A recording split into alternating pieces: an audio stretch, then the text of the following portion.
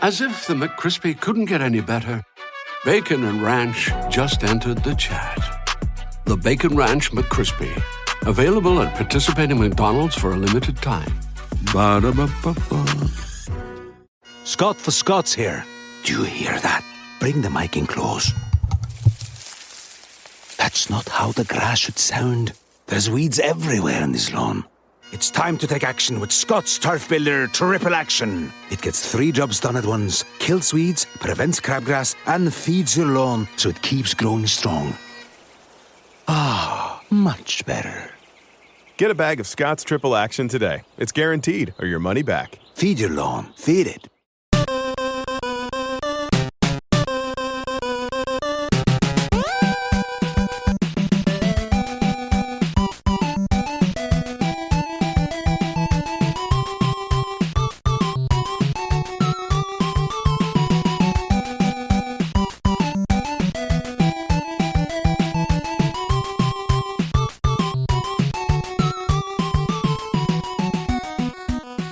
Welcome to the family here on Purple Mafia.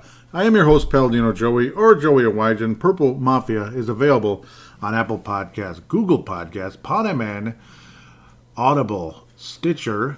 I'm jumping ahead this time with a different one. Spotify, iHeartRadio, TuneIn Radio, Double Twist. Thank you once and always for downloading and listening to the show. It's a great pleasure to be back on board with you once again today. It doesn't even matter anymore. It doesn't matter. It just doesn't matter anymore. It doesn't matter if I rearrange the order of podcast applications you can use. Well, it really doesn't, actually, as long as you know what they are and you download the show. I appreciate you a million times over. I appreciate every one of you. 1,000 episodes into the career now. This is episode 1001 overall for Purple Mafia, Paladinolive, Timberwolves Explosion, Brave the Wild, Showtime and T-Wolves, Freedom of Thought. 1,001 episodes now, and, well, still no championships for any of our teams, and, boy, Vikings feel like they're light years away, and they certainly sure as heck are, and if we're not starting over at head coach and general manager after what we saw, okay, I don't know what else to say about that one. Minnesota Vikings semi-predictably lose to the Detroit Lions in Detroit, Michigan, handing Dan Campbell his first NFL win, and Jared Goff's first win as quarterback of the Detroit Lions, as generous as he was today, 29-27. Here we go. God. Oh, what? Come on! And no matter how many times Phil Mackey will reply Happy Holidays when his callers say Merry Christmas to him, no matter how many times he's going to pull it, I'm going to keep saying it's Christmas season, and yes, it is Christmas season. It's the season of giving, and that's what the Vikings did. That's what the Lions did. That's what the Vikings did. It was what the Lions did. It was what the Vikings did. Yeah, both teams just wanted to lose, I guess. But unfortunately, well, maybe the Vikings didn't want to lose, but they somehow acted like they did. I don't know. One mistake after another. The ultra-conservative coaching, to me, is the nail in the coffin. It's over, Johnny. It's over. It's over. Judd Zulgad said this perfectly, and I should just say it without even mentioning anybody's name. No shout-outs necessary. This does bring clarity. This absolutely brings clarity. It is over. Stop playing around. Stop bleeping around, talking about we're still in it. We're still in it. And Mike Zimmer, maybe he's going to get a nice win versus Pittsburgh, and we're still in it, and, maybe he'll still get a 2-year extension or something. No, Mike Zimmer will not coach the Minnesota Vikings in 2022. Mike Zimmer will not coach the Minnesota Vikings in 2022 unless the ownership is mentally something. Yeah, you fill in the blank. They have to be messed up in the head to be making that decision. There is no question. You cannot bring Mike Zimmer back, and it's time to move on from Spielman. It's time to move on. It's over. It's clarity. Rip off the Band-Aid. Clarity. Rock bottom. One of those will be the title of this episode. Rip off the Band-Aid. Clarity or rock bottom. Because it's all the above. Maybe that'll be the title of the episode. All the above is too broad. It can mean anything. It can mean we're the greatest team ever. It can mean we're the worst team ever. It can mean we're the most mediocre team ever. I think we're the most mediocre team ever. Make a move, guys. Time to make the move. We'll find out maybe Monday morning. Otherwise, we're just going to wait till the end of the year like the Vikings did with Leslie Frazier, But I believe week 3, when the Vikings lost to Cleveland and dropped to 0-3, and it was plain as day where that team was headed in the Christian Ponder era. in 2013. It was plain as day where things were going there that Fraser was not going to come back. And he didn't. And I predicted it at that point. And I said, Fraser will not return as head coach of the Vikings. And, of course, just the whole staff will be gone, and maybe an exception or two here and there who hang around oftentimes. Like Prefer hung around, I guess, for a while. Kevin Stefanski hung around for a while. Let's just say Vince Germano, Cleveland Browns fan, living in Victoria, the Victoria Providence, Melbourne, Australia. Yes. Big Lakers fan, but big Cleveland Browns fan as well, and an absolutely dear friend of mine. He calls him Kevin. Well, I'll get to the Twitter account. I think it's Kevin Krapstansky. Because he's not doing as well this year. I don't know if it's really his fault, but it's not working in Cleveland. It's just not working. But let's hear from General Manager Bill Guerin. This is what we need for our General Manager of the Minnesota Vikings. He needs to talk like this. Well, that's kind of the thing. Like, I've got to figure out, like, what's the issue? You know, why have we been falling short? The teams are good. The guys play hard, but there's something rooted here that's not working. And it's not just trading players and, you know, changing the GM and things like that. It's something in the way that we operate every day. It's something in the culture, and we need to change it. Mm-hmm. Listen, you guys know what this is all about, right? Right? What's it all about? Spurgey? Hard work and having fun. That. This is about winning. That's the kind of general manager we need. You know, there's something rooted here that's not working, and we need to change it. I repeat this kind of stuff all the time, but it needs to be changed. The culture needs to be changed, and yes, it does need to be a general manager and somebody that has that kind of mentality. Because look at the Minnesota Wild. Just take a look. Just take a look.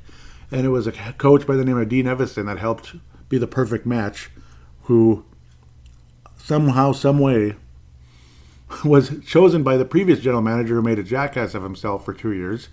Absolutely was rude to everybody and closed-minded as all get out, named Paul Fenton. Brought in Dean Evison, and he was the vision of that guy's. He was going to be his future coach, and somehow, some way, he wound up being the future coach anyway through Bill Guerin. Still ended up being a perfect match. Sometimes you find the right coach through the strangest ways, and in the strangest fashion possible. However, this franchise does it. Please, in the name of God, please do it. In the name of God, please do it. Find the right guy to not only coach the team, but also to run the front office, the right general manager, because they have to clean house. They have got to do it. I don't care if you think 5-7 is competitive. I don't give a damn. I don't give a damn about 5-7. We're still in the hunt. We're in the hunt for Red October, right? Yeah, whatever that means. We're in the hunt. Yeah, so are the Bears. The Bears are in the hunt. They were talking about firing Nagy on Black Friday, right? Yeah, the Bears are in the hunt. Who cares about the Bears? The Bears couldn't beat anybody. You know, I mean, they might beat the Vikings in Chicago. All right, go Bears. Woohoo. Bear down, Chicago Bears. Da da da da da da da da. You know, that's about it. No, the only team in this division right now that can celebrate and sing their song is Go Pack Go. Yeah. I'm not saying that with any enthusiasm, but it's about it. But when you look at the talent on this roster, the talent in this offense, and you're telling me this team should be 5-7, losing to the Detroit Lions at home or on the road, I don't give a damn. They should have gotten swept by the Lions this year, by the way. Vikings should have been swept by the Lions this year. Swept by the Lions this year. Yeah, isn't that great? We should have, if not for Kirky McClutcherton, as some people say. Yeah, you know, he had a nice little game-winning drive and all that. Unfortunately, this time, the Detroit Lions had just enough time to get the job done to beat the Vikings. And that prevent defense. Mike Zimmer with the I'm about to squeeze my freaking... Mike Zimmer with the ultra-conservative offense. Obviously, you have Ole Udo setting things up with a stupid-ass false starts or a stupid-ass holding penalty. It's just always, you know, it's number 74, number 74, number 74, number 74. It used to be, I'll leave that one alone. Was it 73 offense? 73 offense. That would have been Todd Stussy back in the day, all those false starts.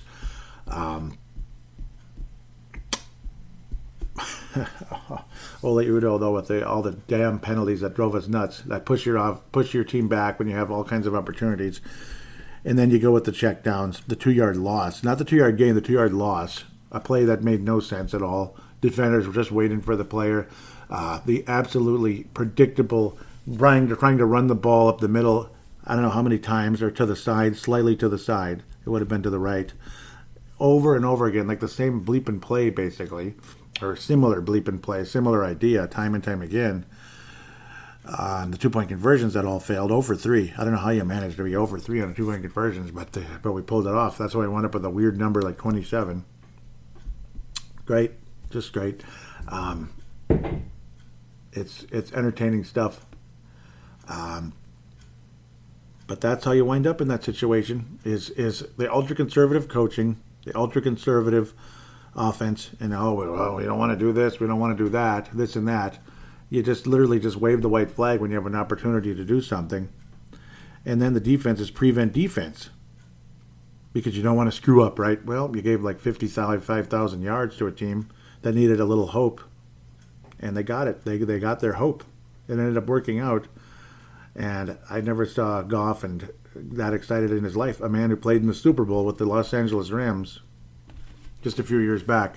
Quarterback of the Los Angeles Rams just a few years back. Lost to the Patriots, of course. Na boo-boo. But gets his first win as a Detroit Lion 12 games into the season. I never saw him run that fast. I never saw him that excited, embracing Dan Campbell on the sidelines. And yes, Everson Griffin's missing from the Minnesota Vikings. And yes, he's going through this, he's going through that. And yeah, apparently he's bipolar and all that. And all the respect and prayers for him going forward. That does not mean this team should be so prevent, should not even pressure Jared Goff really hardly at all throughout the whole game, except maybe early on a little bit. DJ Wanham was providing a bit of pressure, and that was really nice, was really helpful. But any momentum this team may have had a few weeks back after beating the Green Bay Packers, it's down the bleeper. It's done. It's gone. It's kaput. Oh, it's kaput. Cameron Dantzler, with the interception, but got, just left the guy open at the end. Cameron Dantzler. Xavier Woods was awful again. Just, he's not a good safety. I would much rather have Bynum in there if I had a choice. If I had a choice between Bynum and Woods, I'll take Bynum. I would. Harrison Smith was all right. Bashard Breeland got beat a million times. The penalty called on Bashard Breeland, to be fair, was nonsense. It was nonsense. It looked like the ref saw him, like the angle you saw the play at first, it looked like, okay, yeah, that was dumb. He was just all over the play, the guy. But no, he wasn't. He was not all over the guy at all. At all. His hand wasn't even touching the receiver, maybe for a split second. So, I don't know. That was not a great call. So, I'm not going to completely trash Bashard Breeland, even though he was not good. Bashard Breeland, even though he was not good overall. I guess Nick Vigil ended up leading the Vikings at tackles. That's good. We appreciate that. And, of course, yes, the defense was missing pieces. But they also got their spectacular, absolutely run-stuffing defensive tackles, both of them back. Michael Pierce and Dalvin Tomlinson, both back. The guy who maybe would have been the greatest running back ever, Dalvin Tomlinson. That's what it sounds like, right? The best running back ever. Not a defensive tackle or 3 technique who got one tackle today. It was Tecmo Bowl football again for the Lions. It was Tecmo Bowl football against the Vikings is the whole point. It felt like they'd get 7 yards of carry. They didn't wind up with that, but it sure looked like it when the game was being played. 4, 5, 6 yards of carry. You didn't really see anybody getting in the backfield. Nobody broke loose because none of these guys are that great, but they got the yards they needed. You don't need to get 70 yards to move the chains. If you can move the chains consistently, particularly later in the game, well, more power to you. And you never really saw the Vikings snuffing them out that much. Here and there, though.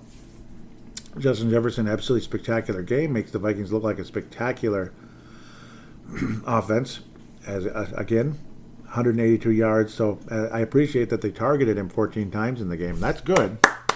But when it mattered most, the play calling and the overall decision making by the quarterback and the coaching staff was just not acceptable. I want the whole big three, The whole big three, the leaders of this franchise.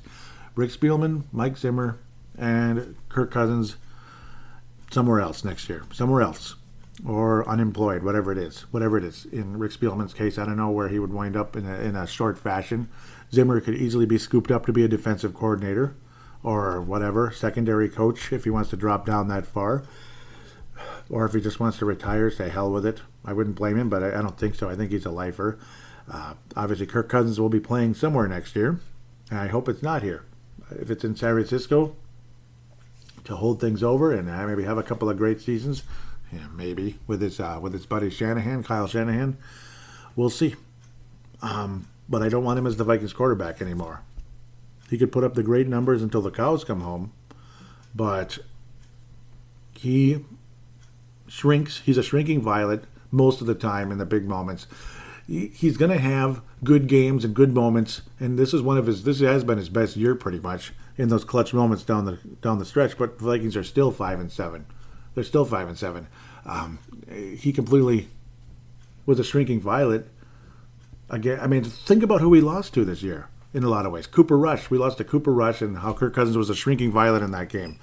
We lost to. It's not necessarily that Jared Goff is the worst quarterback ever, but he sure as hell isn't good. He's not that good. He's another Kirk Cousins, honestly. He's just younger. He's a younger Kirk Cousins with the same, freaking out whenever there's pressure and making crucial mistakes, which is what Jared Goff did multiple times in this game, to be quite honest, at the end of the day.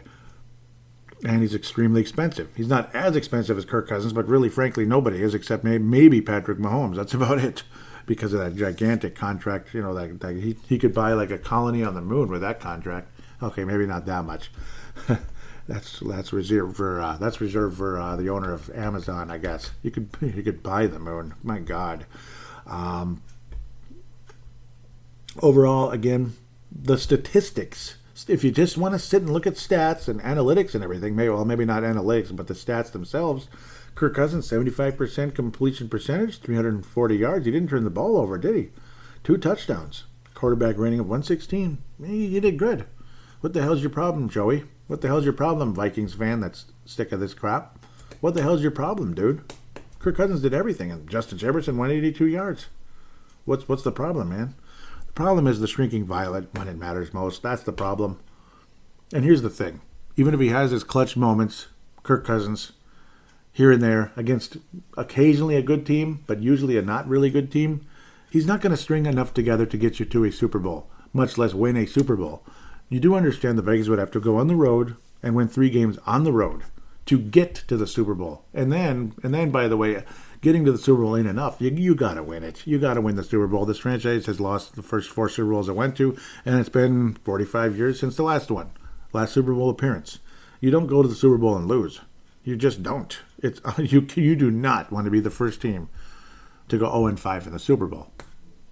By the time the Broncos lost their 5th Super Bowl, they'd won 2 in a row before that, with in the Terrell Davis, John Elway. At the end of John Elway's career, and Terrell Davis's only part of his career, unfortunately, because once he had the ACL, he was never the same.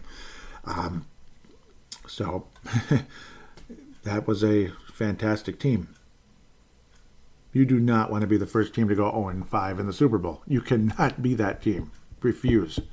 Absolutely no, I refuse. Let's have the better win-win-loss record than Buffalo. Let's pass them somehow. What's also great is, at least both kickers made all their kicks. Greg Joseph made all of his kicks. Yes. Riley Patterson. Do you remember Riley Patterson, folks? I kept thinking, wait a minute. Is that this? Yeah, it is. It is Riley Patterson. For some reason, I kept thinking Riley Emerson. No, it is Riley Patterson. There was the other kicker in training camp and mini camps and blah, blah, blah. The whole time they was competing against Greg Joseph. And I thought had a wonderful head on his shoulders when he was interviewed in conversations and such. He was fantastic in today's game. Luckily, his kick wasn't the one that beat us. But then again, tactically, if he missed one of them, the Vikings might have won by a point. Maybe. Or he would have gone to OT, actually, and see what happens. But it's just ironic and funny how that took place. It's just funny to see him there, Riley Patterson. And you know what, Riley? More power to Riley Patterson. Even if it's the Detroit Lions, it's a job. It's a job, and they're bound to be better than, well, maybe not, but they're bound to be better than 1 in 15 or 2 in 14 or, well, 1 in whatever the heck it's going to be. 1 in 16, 2 in 15, 3 in, you do the math, whatever it is. They're bound to be better at some point. Maybe. Maybe I'm just talking out of my you-know-what at the end of the day, which is what I've been known for at times. Awful. Just awful game all over the place. It's entertaining as a host of a podcast, or if you're like local radio, live radio, YouTube radio, whatever the heck it is, YouTube, podcast, vidcast, whatever the hell they call it. It's entertaining to talk about, but at the end of the day, I mean, it's still, it still was an awful football game. It was terrible quality. Like, say, if the game was equal to quality of like television views or something, we're back in the 480s, boy. We're back at 480 resolution. That's what I'm talking about. That's what this was. Black and white as well. Black and white, 480. That's where our quality is right now when it comes to, like say if Arizona is 4K or 8K. Yeah, that's where we're at right now. That's what kind of game this was. And I don't know. I didn't think Detroit would go winless this year, especially with how they were in every game. But, of course, it was the Vikings, right? Of course it was. Nice to see KJ Osborne back in the mix again and making some catches. Unfortunately, one of them was ruled not a catch when it sure looked like one. But still wound up with 47 yards and got in the end zone. Justin Jefferson, again, had that big touchdown and 182 yards. Tyler Conklin also had a touchdown taken away because he was out of bounds, unfortunately. That sucks. And Adam Thielen on the first play of the game in his direction. No, second play in the game in his direction. I couldn't tell what it was. It turns out it was an ankle injury. That's what it turns out. I thought it was. He got hit in the head. I thought he hurt his arm. But no, it was it was an ankle injury. It's just the way they respond sometimes. You never know what the heck the injury is until the report is out. So, of course, again, no Dalvin Cook today. No Eric Hendricks either. That does not help, and I understand. But you still should have a chance in this game, especially when you get Michael Pierce and Dalvin Tomlinson, where you invested a lot of money in the interior line defensively, the defensive tackles. You invested a lot of money in those guys, and they haven't done jack bleep. They have not done jack bleep. Boy, oh boy. Ooh, hoo, hoo, hoo. All kinds of blame to go around, of course. Everything. Just the leadership of the franchise, generally speaking, in this situation. Clarity, folks, clarity. I said that 50 times now. The Fran Tarkenton Award, it's got to go to Justin Jefferson. Absolutely spectacular game. Early on in the game, it was going to go to DJ Wanham, and obviously, the pass rush kind of disappeared. And again, some of that's coaching scheme. Some of that's just, they contained him somehow, some way they did. But he had a very good game, to be fair, DJ Wanham. Danster had some good moments. He had the interception. He had multiple pass deflections, but he got beat late, unfortunately. But I thought he had a pretty good game until later on, generally speaking. Maybe I'm an idiot. You saw nothing out of Nwangu. Kene Nwangu. That's, I guess, how you say it. From Iowa, basically. Iowa State, pardon me. Kene Nwangu. So now I got it right. Congratulations, Joey, right? But the Christian Ponder Memorial, it could go to the interior line on defense. It could go to Olaudo. It could go to Christian Ponder, so to speak. It could go to the Christian Ponder of today, Kirk Cousins. Could you imagine? I mean, it's like you look at the stats and you think, how the hell can you give him that? But I don't know. He wasn't nearly as good as his stats show. He wasn't. He is a stat guy, folks. He's a big box scorer. Kirk Cousins is a big box scorer. Years ago, I believe it was Paul Allen called Aaron Rodgers a big box scorer, and he ended up eating crow for the next 15 years. Because obviously Aaron Rodgers is a first ballot Hall of Famer, regardless how you complain and regardless how the media is going to trash him for not wanting a vaccine or whatever. That's his choice at the end of the day. So sorry to inform you, media, that is his choice. Regardless, you can call him whatever he wants, whatever you want. Yeah, he lied about it, but well, actually he didn't. He just said I'm immunized. He was a little manipulative about it, but because maybe It's none of your damn business, media. Here you can talk about it behind the scenes with your coaching staff and everything. He never actually said he was vaccinated. So anyhow, why did I get into that? Sorry. The Christian Ponder Memorial. I guess it's going to have to go to Ole Udo. It's going to have to go to the interior line, and it's going to have to go to Zimmer and Kubiak. It's a shared Ponder Memorial for today. And again, a game like this makes you want to rip the Band-Aid off right now. And why the hell not? Why the hell shouldn't you want to rip off the Band-Aid? Why would anybody not want to rip off the Band-Aid right now? I'm even wondering if there's some kind of news out there, but I doubt it. No. It's just, to me, it's over, and anybody that says else, I think, is missing the boat at the end of the day. With that said, I'll take a break. We'll come back, and we'll preview the upcoming game, and, of course, we'll look around the league first.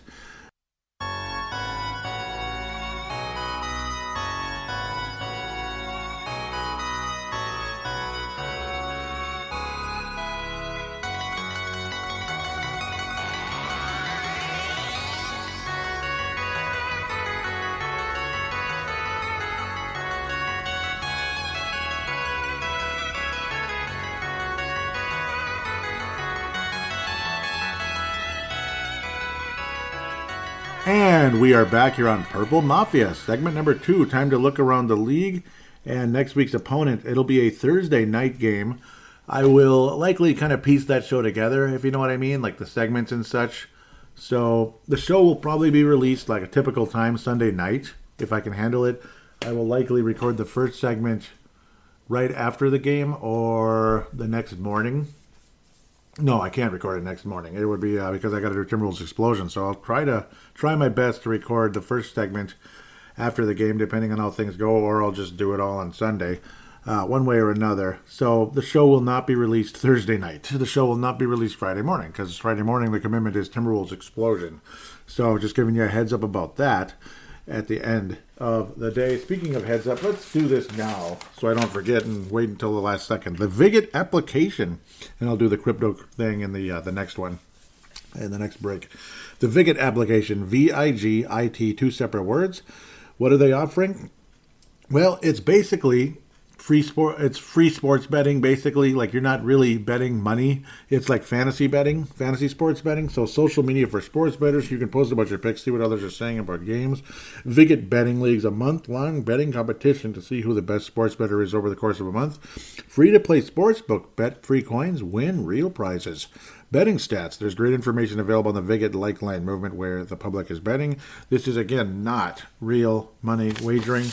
This is it's kind of like fantasy betting. Like, say your fantasy team, your fantasy team, competing against the other fantasy team, blah, blah, blah. So, like, you picked Detroit to beat the Vikings today. You probably did. You probably came out pretty good.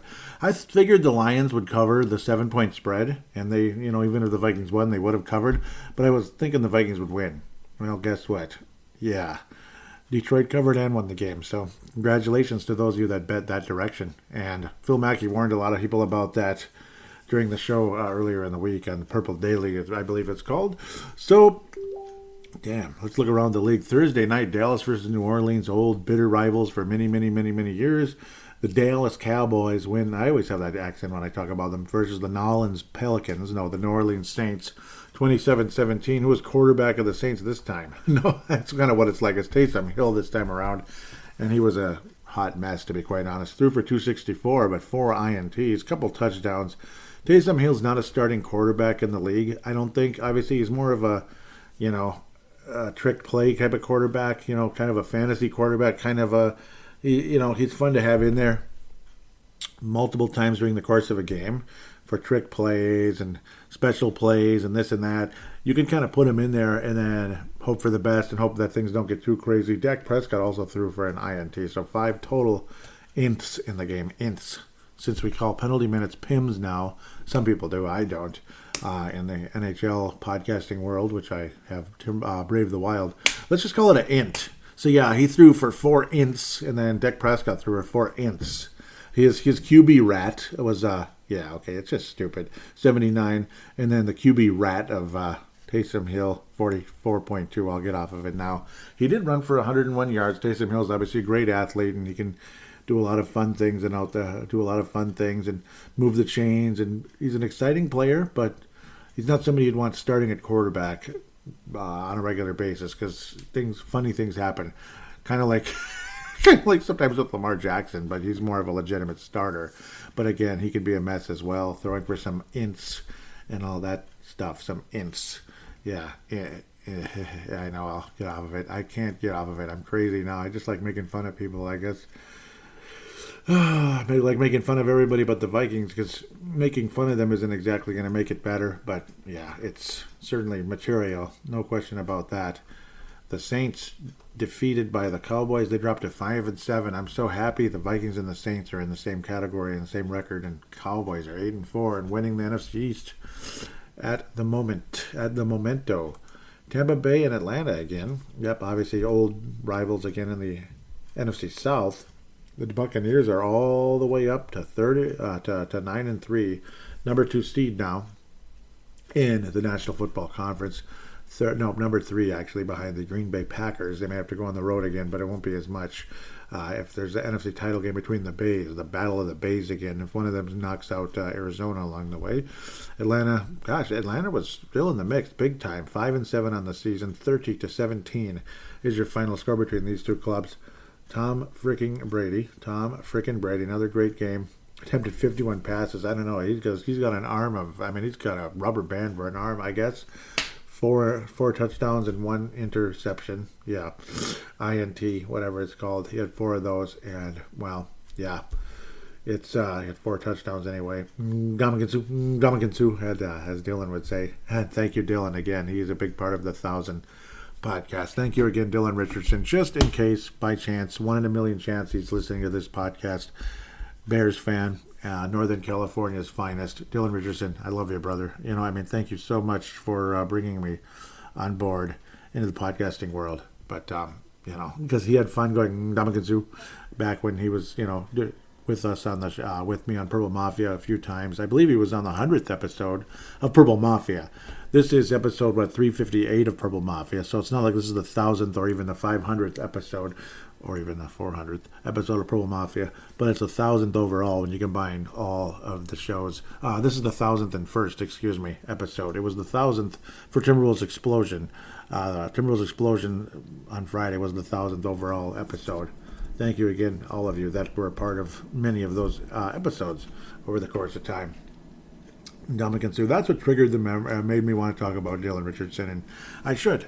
And football is really what brought the podcasting career going, because I did Paladinolive on YouTube back then.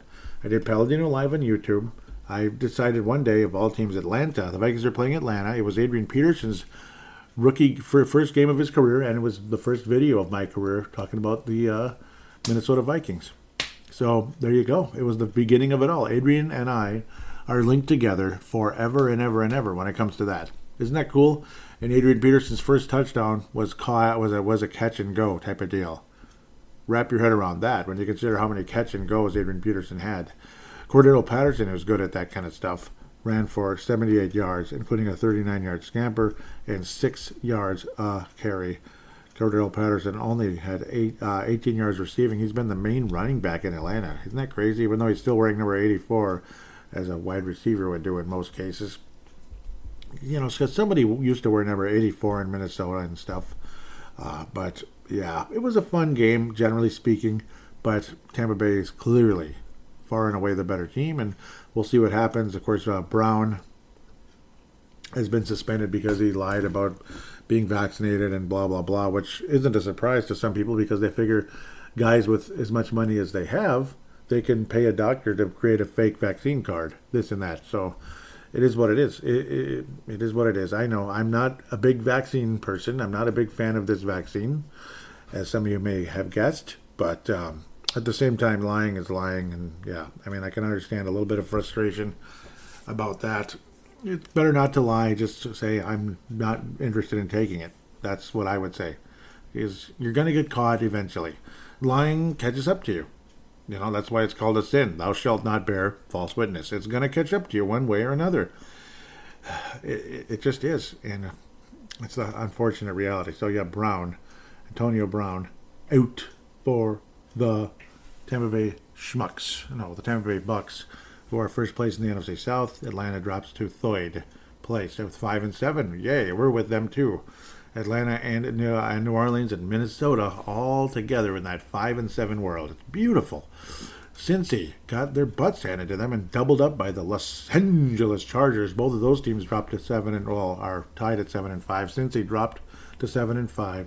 Chargers jumped back up to 7-5 after dropping big time, including getting their butts kicked by the Vikings a few weeks back. Justin Herbert, Joe Burrow and Justin Herbert. Yeah. It was this is number 1 and number 2 pick in the draft, number 3 pick in the draft, but it was the 2 best quarterbacks that year in 2020. Herbert with 3 touchdowns and 1 INT, Burrow with a couple of INTs. Just a little bit of a mess here for Cincy. T. Higgins stood out more than anybody else in this game with 138 yards receiving, at least for Cincinnati. Mike Williams, big game as well, 100 yards. Jalen Guyton, Austin Eckler, a very familiar name for many football fans. 2 sacks for Uchenna Nwasu of the LA Chargers. 1 sack for Von Bell of Cincy, and a few other guys as well. Trey Hendrickson, Larry Quinjobi as Ogunjobi. Excuse me, what am I saying? Ogunjobi at the end of the day. Eli Apple, he's on Cincinnati. He's been all over the league. I liked him coming in the draft that a couple years ago. Well, it's been a little while now, a few years back, and he's not been good, unfortunately. I thought he was going to be way better. I remember he was drafted originally by the New York Giants, who I'm about to talk about now. New York Giants, they're still in the mix. They're for it. Yeah, they're not still in the mix. Just stop it. Just stop it. Miami is in the mix though for some reason because they're squashing mosquitoes with a fly swatter. They're not squashing them with an axe, but a fly swatter, I guess.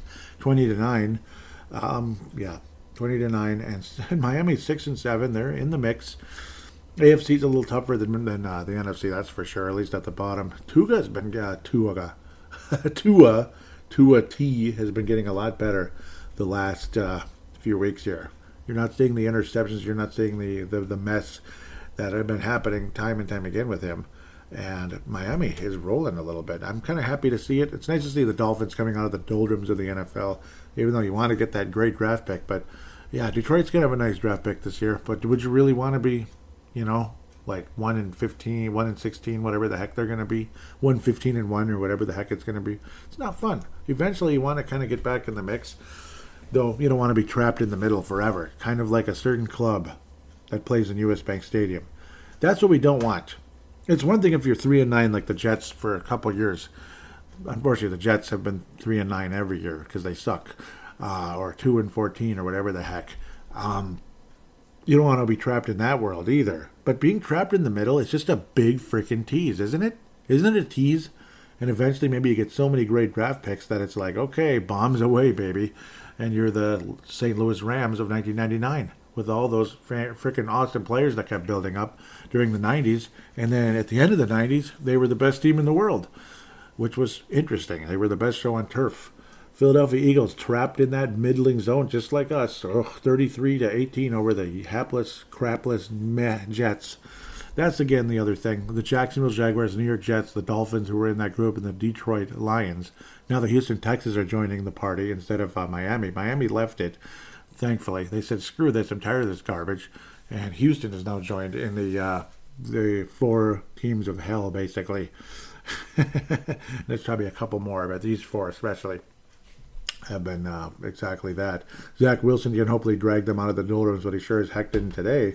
Gardner Minshew, former member of the Jacksonville Jags, was quarterback of the Eagles. I remember they signed him, or they traded for him for a 6th-round pick. Vikings couldn't get Gardner Minshew, who'd be a little better. See, this is the thing.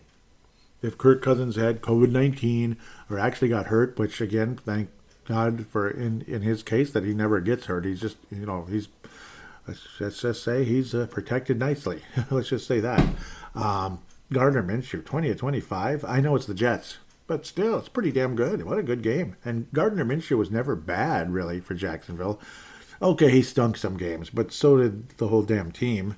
And Gardner Minshew, at least he's a solid backup quarterback. It wouldn't have been expensive giving them a 6th-round pick or say, shoot, Philly's offering a 6? Here's a 5. Here's a 5. What do you think? 5th-round pick for Gardner Minshew instead of using it on a kicker you're going to cut? What do you think of that? What's worse? You know, Sean frickin' Mannion, who's probably a 3rd-string quarterback. In fact, I would venture to say he's a 3rd-string quarterback and not feel bad saying that at all. And it did help that the Eagles ran all over the Jets as well. And plus, when you're in the lead, you're going to run all over people. Eagles, again, another high-scoring day, 33-18 over a hapless, crappy Jets team. Houston Texans got their butts handed to them and shut out, and they suck, and they blow, and they stink, and and I don't like them and stuff. Indianapolis Colts 31, Houston zilch 31 donuts. See, it's not 41 donuts, 31 donuts. See, it's not 41. You know, it's not that bad. Yeah, it's bad. But don't forget, the biggest comeback in NFL history was 32 points. So just imagine that. Huh? Could you imagine 32-31 at the end? Huh? Wouldn't that be something? Yeah, I don't think this Houston team can do it. And it was Houston that gave up the 32 points. Yeah, the Houston Oilers. Okay, I'll get off it. I don't know. I can't help myself sometimes. I'm like this old 40s comedian that can't get, I'm like from the 1940s or something, that I'm never off. Yeah. Anyhow, Jonathan Taylor ran for 143 yards. Just run the ball. Just run. Because this Houston Texans team really stinks. And that's pretty much all I got to say about that. I mean, they are not up to par, and I'm not sure what else to say about the Texans. Carson Wentz didn't do a whole lot. Again, just Jonathan Taylor ran all over them and made it look easy. So, and Michael Pittman also with a lot of total yards of over 100 plus. So good for him. At the end of the day, well, just 100. Pardon me for that, as we'll try to move forward humanly possible. Where was I? Losing track. You're getting distracted with some of the crazy stuff going on upstairs here. Washington beat the Las Vegas Raiders 17-15. Vegas drops down to 6-6. Washington is now up to 6-6, and they're very much in the mix now in the postseason in the NFC, which a lot of people would not have expected. They were able to jump past the Las Vegas Raiders at the last second. Taylor Heineke, 2 touchdowns and an interception, driving the team late and leading them to victory. Congratulations to Taylor Heineke, at least getting the team in field goal range. And Brian Johnson was able to hit a 58-yarder, which ended up being the winner at the end of the day in favor of the the W's, not the Redskins. Antonio Gibson, big game on the ground as well, at least with 88 yards. Very solid performance for him. Let's go to Jacksonville. What is there to say? The Rams just stomped all over them, 37-7. I mean, there's really not a whole lot more to say. At the end of the day, they just crushed them. Trevor Lawrence didn't throw an interception, but he didn't do a whole lot else. Matthew Stafford with 3 touchdown passes, very, very solid. And Sony Michel returning to action again, looking like he did with the Patriots years ago. A huge game on the ground, running all over Jacksonville because, well, Jacksonville just doesn't care anymore, and you can tell. There's they're already out golfing. Pittsburgh, Baltimore, let's stay away from that one. That's next week's opponent here. Seattle, San Francisco, both of these games came down to the wire, and the two teams they don't like, Seattle and Pittsburgh, coming away with the victory, getting the stop at the last second here. Both teams could have tied it up or won it, actually, in Baltimore's case, as they went for 2 and ended up not getting it because of an errant pass and kind of maybe it was a bad route. I'm not sure who to blame on it, but it looked like it was an errant pass by Lamar Jackson, slightly out of the reach of the receiver there. 30-23 in favor of Seattle, getting the big stop on San Francisco. 4th and goal, only 2 yards away. Jimmy G, unable to complete the pass, was batted away. He threw a couple of INTs. Russell Wilson also had an INT. He almost looked like he didn't care when the win happened. He's just like, oh, well. Well, that's what happens. You win a Super Bowl, and you have your big days and all that. You know, you have your great time, and now you're 4-8. It's like, who cares? San Francisco, last week's opponent, couldn't get past a Seattle team that's been eating them up for a while. George Kittle had an unbelievable game, though. Mr. I hold on every play, right? 181 yards in the game with 9 catches, couple touchdowns, huge game. And again, the favorite receiver of Jimmy Garoppolo throughout his entire tenure in San Francisco. Big reason they got to the Super Bowl years ago, a couple years back, in favor of San Francisco. Next, you got Denver and Kansas City. That is not flashing in the background just yet because they started a little bit early, but they'll be flashing in the background in the next couple of seconds here. New England Buffalo Monday Night Football. So let's look at the NFC North. Green Bay finally got their bye week. We're happy for them. Detroit played Minnesota, so yeah, all that's left is the Chicago Bears versus Arizona. And Arizona still rolling and number 1 in the NFC Conference, the National Football Conference, and of course first place in the NFC West, 33-22. Chicago Bears dropped to 4-8, and it's just, I don't know, there's just not much to brag about with the Chicago Bears. Kyler Murray making it look easy. Glad to see him back playing again. Dalton threw 4 interceptions. Oof, it was a rough day for him. Kyler Murray only completed 15 passes. Arizona just crazy. You know, they can kind of do whatever. When they need the big play, they have it, and then when they need to make the defensive play, they can do that. Kyler Murray ran the ball in twice, threw for 2 touchdowns. Again, only completed 15 passes, but only completed 11, but attempted 15. Extremely efficient in the short amount of time that he really even threw the ball. But again, ran the ball in twice. Good for him. Kyler Murray showing the athleticism and the strength, bringing him up. I'm scared to death of this woman upstairs. She's a psycho. I don't know. I don't think I'm making that much noise, but that's how she is. Pittsburgh versus Baltimore, and Minnesota versus Pittsburgh overall. We'll get into that next game right here, right now. Vikings and Pittsburgh Steelers did kick off in the Super Bowl many years ago. The overall series is 9-9. We haven't played the Steelers all that much. Only 18 games in our history, despite the fact the Steelers are one of the oldest teams in the NFL. No ties, which is good. Vikings, not too surprisingly, lost the first game, but it was a nice effort, 31 points by Minnesota. Vikings would win the next 3 in the early to mid to late 60s, so we didn't play each other a whole lot back then either. And then in 72, a prequel to the Super Bowl, the Vikings only managed 10 points, only 10 points in the game. The Steelers had 23. This was in November 26, 1972. And then in January 12, 1975, Vikings just couldn't do squat. It was so frustrating. It was depressing. Vikings were in it the whole time, but Terry Bradshaw was able to milk the clock and milk the clock and milk the clock and milk the clock. He had the ball for like a quarter straight and led the Steelers to a score that gave the Vikings hardly any time left in the game. And the Steelers, the reason why it's 16 is because Fran Tarkenton was sacked for a safety, and 16-6 finale in favor of the Pittsburgh Steelers in the Super Bowl many years ago. Vikings would win the next time, which doesn't matter at all. A year later, the Vikings beat the Steelers. Well, a year and a half later, whatever. 17-6. So it was like 2 official seasons later. 17-6. But a whole lot of good that did us. We got to the Super Bowl that season, but we sure as heck didn't win it. So that was the Raiders one where the Vikings got smushed. Steelers win again in 1980. Steelers actually won the Super Bowl in 1980 also later on against their cross-state rivals, Philadelphia Eagles. It was the Penn Bowl, 23-17. Vikings beat the Steelers in 1983. Again, a weird season and a weird era for Minnesota football, the early 80s. That's kind of interesting. But yeah, Tommy Kramer and Ahmad Rashad had some good moments.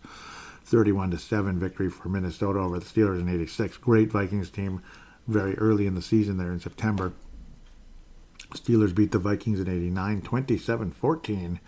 And I remember this way back in 92 when I first started watching football. 6-3 victory for the Vikings over the Steelers. It was a very low-scoring game. Watervase made 2 kicks. And I do believe the other kicker was Gary Anderson. I'm pretty sure it was. Gary Anderson made the 1 kick he attempted in the game. And of course, the thing isn't loading. Isn't that just great? Okay, good. Yep, Gary Anderson, 23-yard kick. Pretty cool. And the Steelers the Vikings end up beating the Steelers in Three River Stadium back in December 20th, 1992. Steelers dropped to 10-5, Vikes jumped to 10-5, and we end up finishing 11-5 that year. Unfortunately, got beat by the Redskins, even though we scored the first touchdown of the game, making it 7-0 right away. We never scored another point the rest of the game. That sucked. That was Bill Cowher versus Dennis Green when they were rookie coaches 30 years ago, or 29 years ago, actually. 29 years ago, ladies and gentlemen. 95, very entertaining game. I almost called him Denzel Washington. Dwayne Washington had a pick six in the game. It was pretty damn cool. A couple of great moments. Orlando Thomas had a pick six in the game. I thought Washington, maybe that was a different one. I thought he did, though. Maybe it was against the Bears. So that was OT. I knew there was a pick six in the game. I just knew that from memory.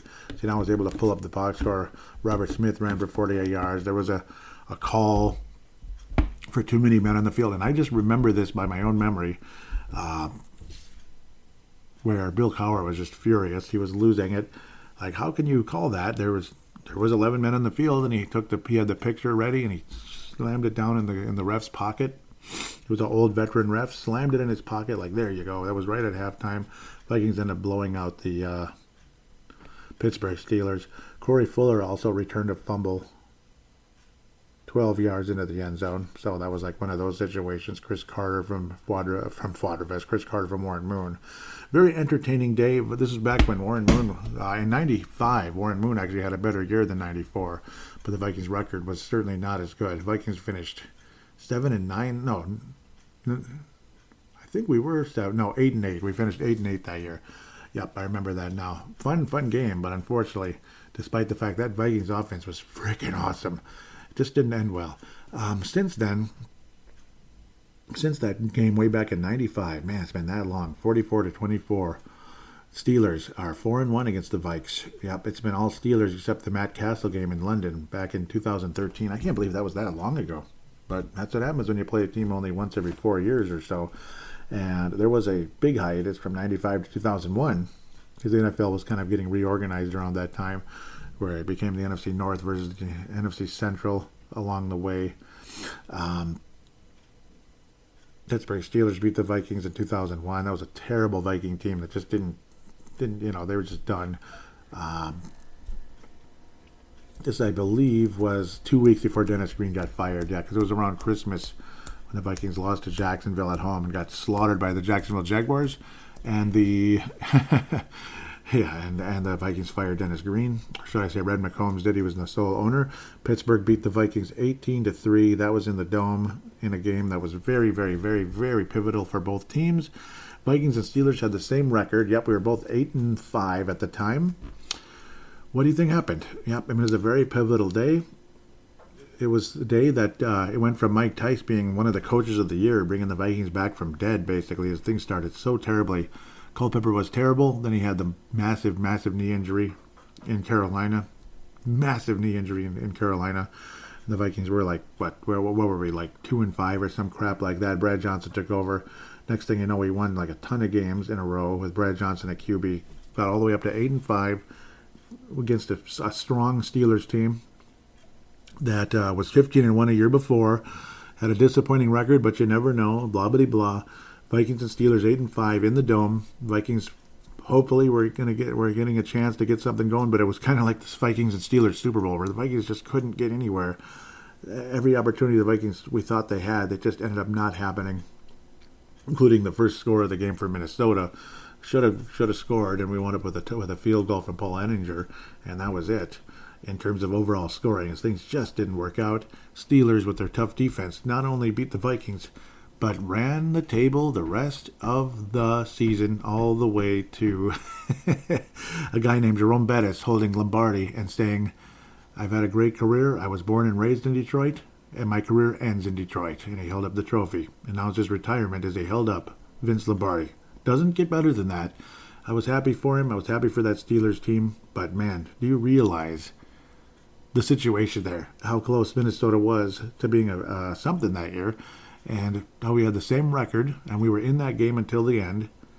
And look what happened, Pretty damn crazy. That was a big memory for me back in 2005.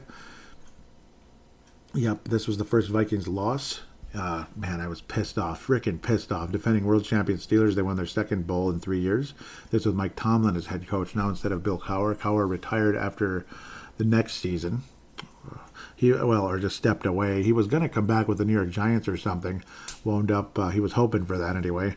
But then, Tom Coughlin, instead of getting fired, he won the Super Bowl with the miracle New York Giants team in 2007. Changed the world, changed history forever for the Giants and for himself. Forever and ever and ever, especially himself.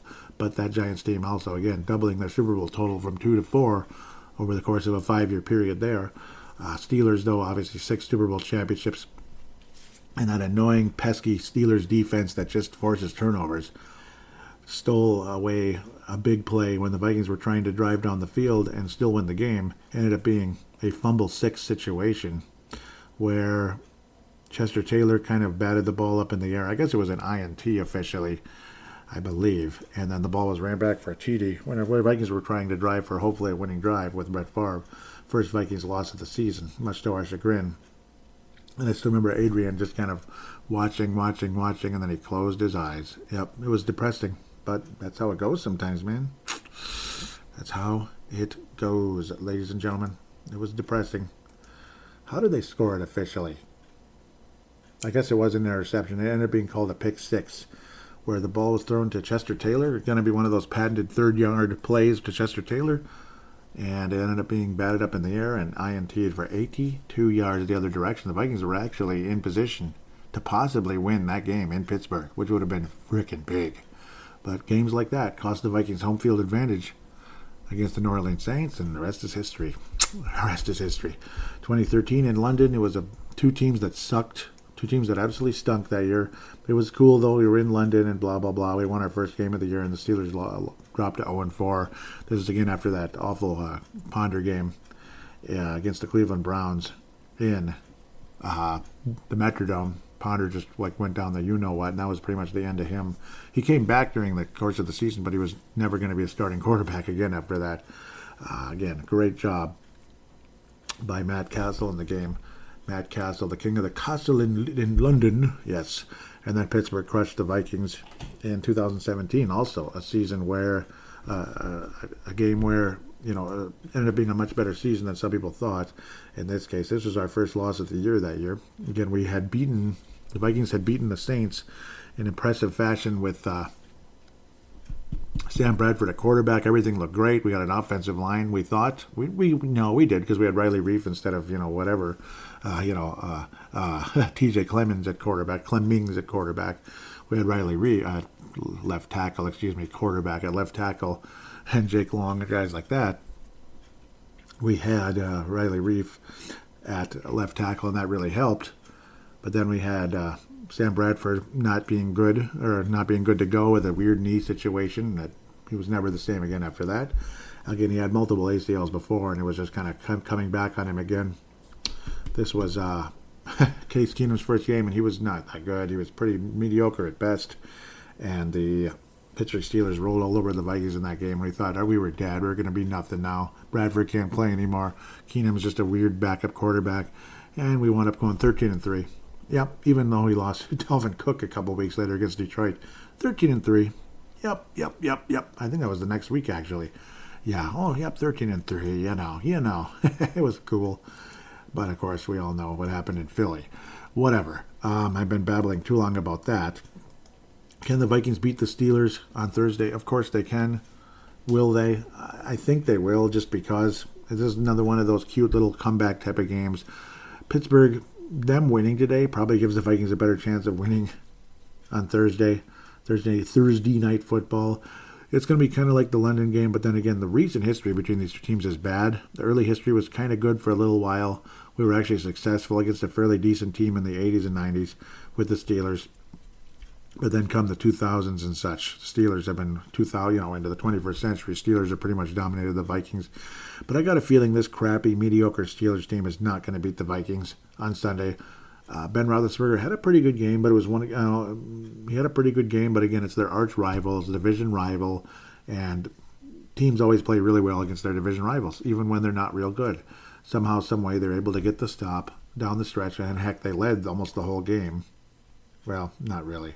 They led for a while late, but it was kind of back and forth. I shouldn't say that. It was kind of back and forth-ish. Pittsburgh's defense, sometimes they show up, sometimes they don't. Against us, they probably will, though. TJ Watt has been phenomenal for Pittsburgh. Three and a half sacks, so you got to watch out for that. And with an offensive line that's inconsistent, it's game over. If TJ Watt is able to get to Kirk Cousins, it's pretty much game over there. They also have a guy named Taco Charlton. Gotta like that. Chris Wormley added 2.5 sacks as well, so 6 sacks combined with them. Cameron Hayward brought in number 7. Sack number 7 for Pittsburgh Steelers. So they definitely have a pass rush. At least they certainly did today. And against the Baltimore offensive line that isn't that bad, and a mobile quarterback, to get 7 sacks, that's actually extremely impressive at the end of the day. Chase Claypool is a receiver to worry about, Deontay Johnson. And, there's tons of talent. Najee Harris obviously can do a lot. Ben Roethlisberger, this has got to be his last season. It's time to go. It's time to go. God bless you. It's like Mikko Koivu with the Minnesota Wild. You can worship him forever. It's time to go, buddy. It's time to go. Time to go. Move. Go ahead and play out the rest of this year, I guess, since it's how it goes. But it's time to move on, buddy. Time to go. Time to go. With that said, so pretty much I think the Vikings are going to beat the Pittsburgh Steelers. Is it going to mean a whole lot? Not really. Maybe the Vikings will still squeak into the 7th seed in the NFC and whatever. We'll see what happens after that. I'm not confident about anything right now, and I mean anything. Even the Steelers, actually, they're in playoff contention with a 6-5-1 record, which is funny considering, I don't know, they don't even look like a good team, honestly. I'm surprised they beat Baltimore today. I really am. I mean, they tied Detroit this year. They tied Detroit, and they've gotten beaten pretty bad, and they've beaten other teams pretty bad. They're kind of all over the place. I'm not sure what to make of the Steelers team, but I'm going to predict a Vikings victory. It might be crazy, it might be nuts, but it's kind of like a last gasp effort, maybe to, just to say, yeah, we still love you, Zim, even though we know it's over. Because it is. It's over. It's over, folks. It has to be. And if it isn't, then they don't know what they're doing over there. Still trying to think it over, but I got to think that's it, though, at the end of the day for Zimmer. One way or another, will he be the coach of the Vikings in this game? That's the other question. I'm thinking probably, just because, but maybe the Wilfs make a move today. Monday morning, that is. With that said, the Minnesota Vikings will beat the Steelers. Final score, 24-17. The Vikings win by a touchdown over the Pittsburgh Steelers, if you can believe it. Or some weird score like 24-19 or 24-20, something like that. But the Vikings win in a fairly low-scoring fashion and beat the Steelers. Maybe Mike Zimmer's last win as Vikings coach. Who knows how things will go. But I do believe Vikings beat the Pittsburgh Steelers. I think the Vikings will beat the Bears in U.S. Bank Stadium as well. So that's at least 7 wins for the Vikings this year at bare minimum. With that said, though, Vikings win. We'll come back and hear from Gerald String and Matt Martin. Matt Martin will be first because I'll do it in the order received.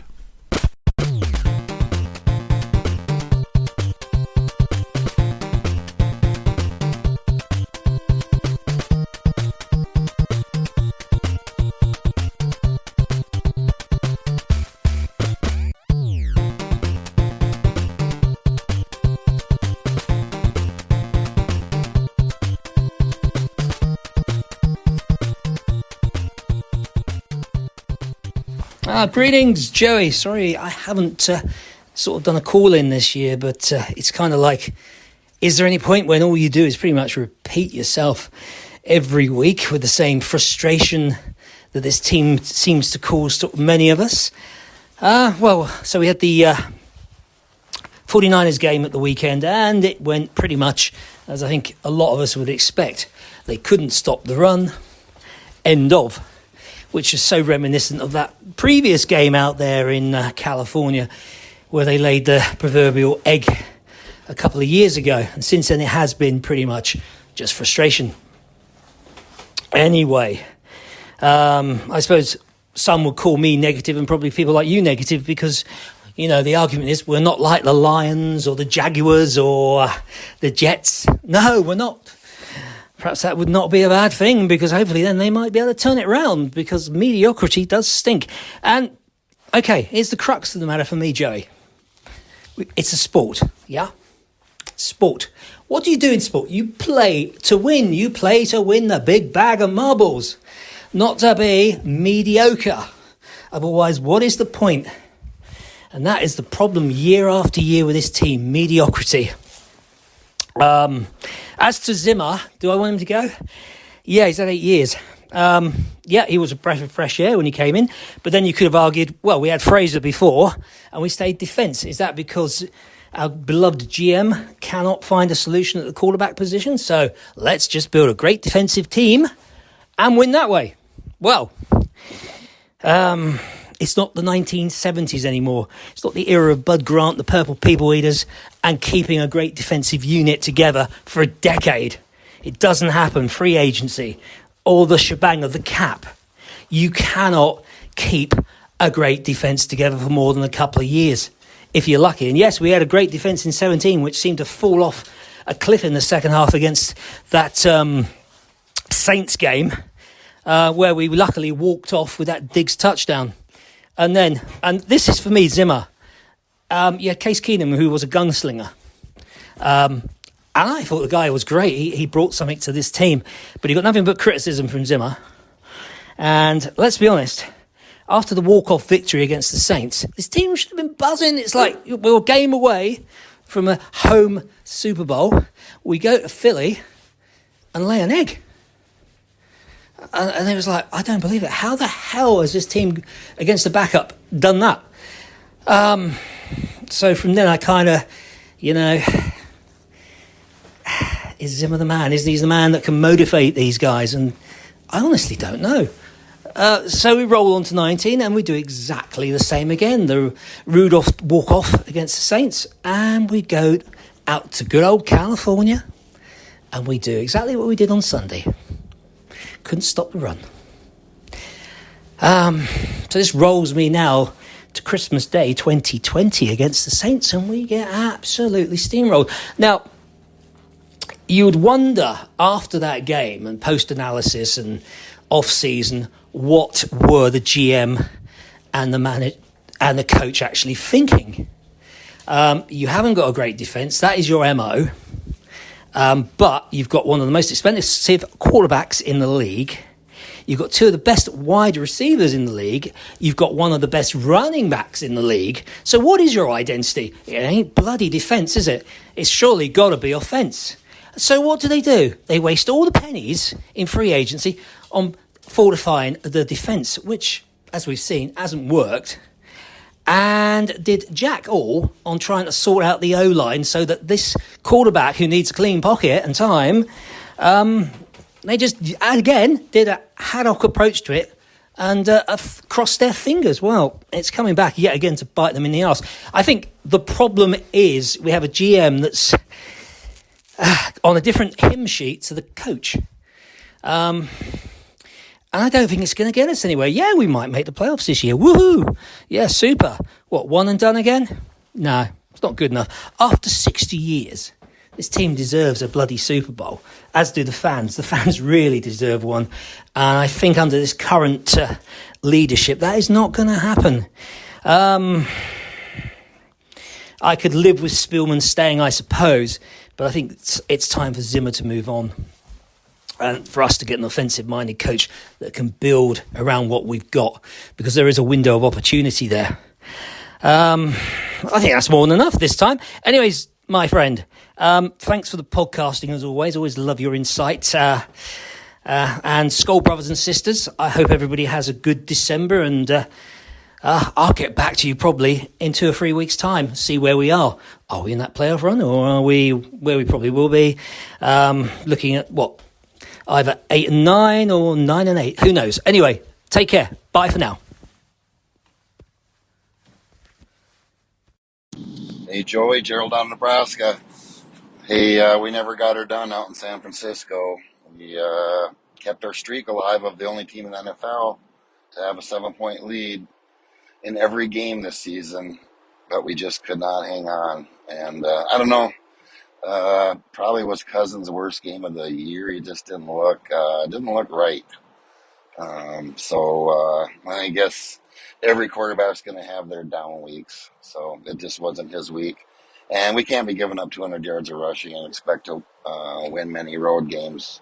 Can't win at home doing that.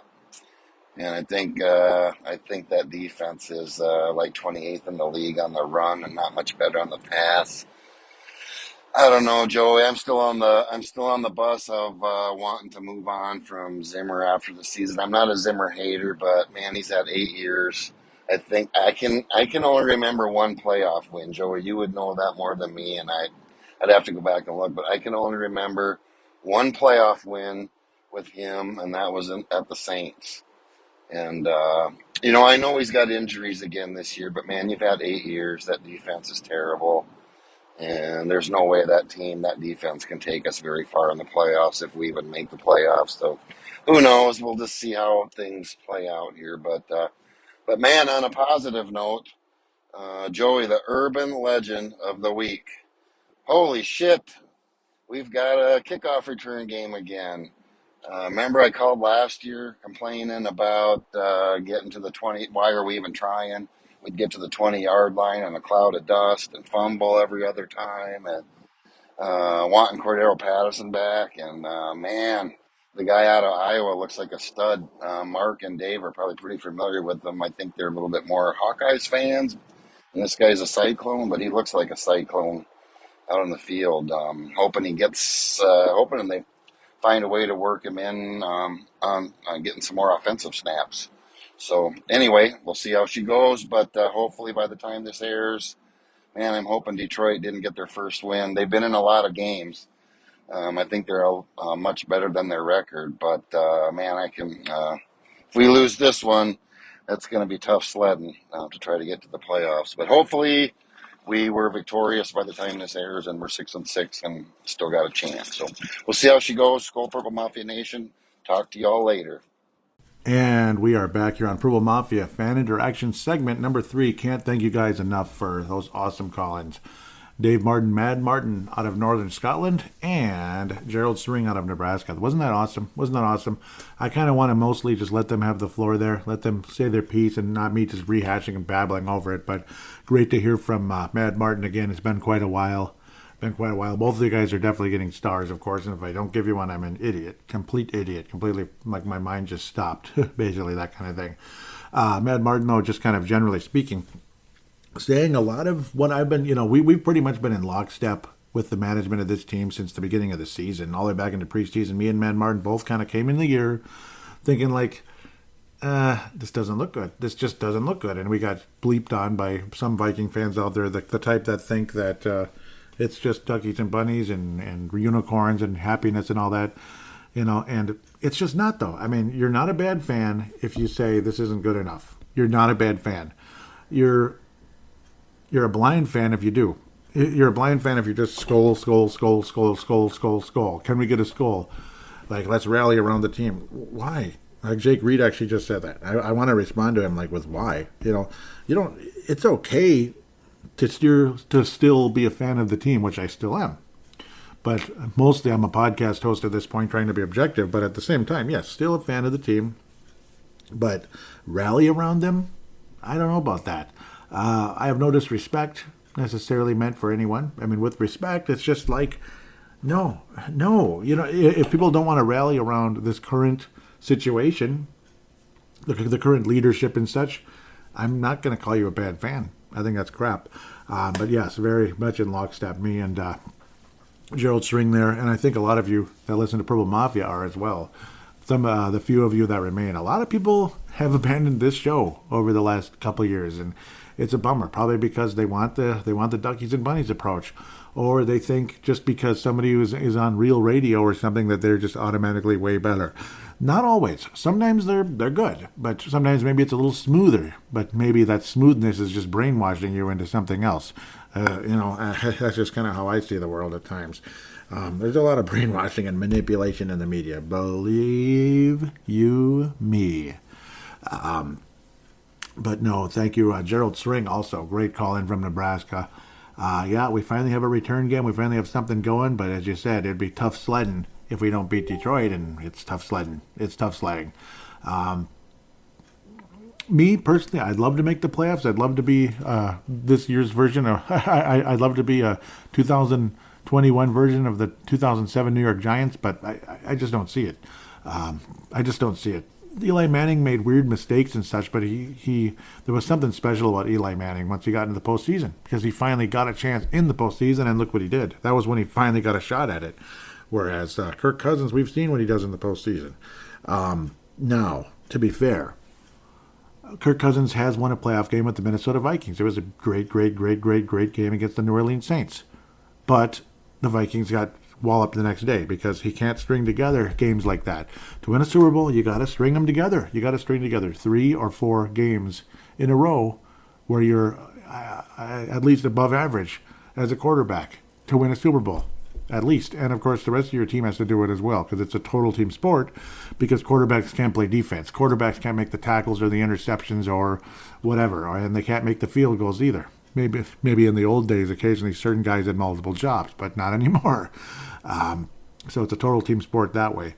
Especially receivers have to catch the ball. Tom Brady threw perfect passes in the 2011 version of the Patriots, and they lost to that 2011 Giants team that was actually inferior to the 2007 Giants team, which is crazy.